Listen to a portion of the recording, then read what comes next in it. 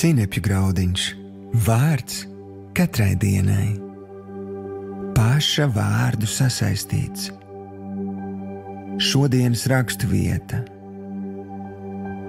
Tad tu esi ar savas mutes sacīto saistīts, un tava paša mutes vārdi tevi tur savā gūstā. Salamana pamācības 6. nodaļa, 2. pants. Šodienas pārdomas.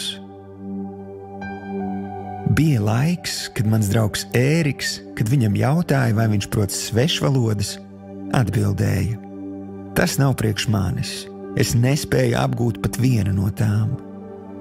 Tad kādā dievkalpojumā Ēriks saprata, ka ar saviem vārdiem ir pats sevi saistījis. Viņš palūdza Dievam piedošanu. Jau nākamo reizi, izdzirdot krievu valodu, Ēriks pamanīja, ka sāk to saprast.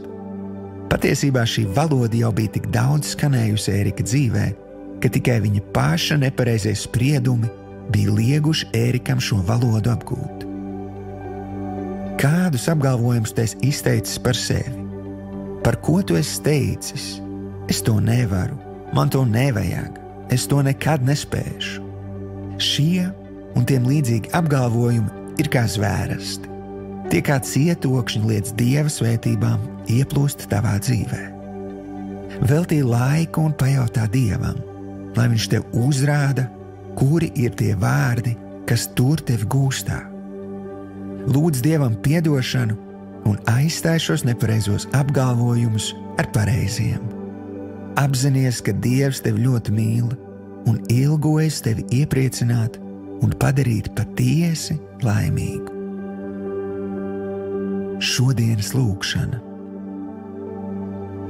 Tēvs, patiesi cilvēks tiek atalgots pēc viņa mutes vārdiem.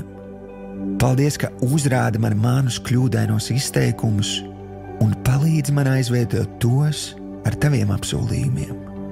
Jēzus vārdā.